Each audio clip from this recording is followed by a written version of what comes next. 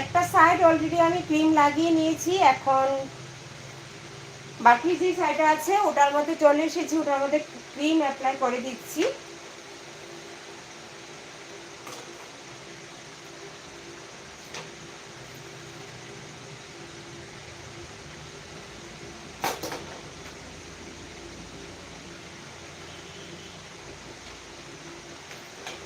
কিভাবে cream apply করে আমি তো দেখিয়ে দিচ্ছি।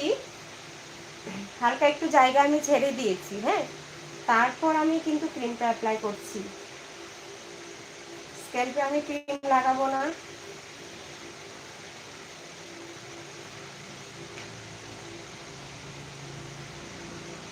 কিছু কিছু জায়গা ছেড়ে তারপর ক্রিমটা অ্যাপ্লাই করবো।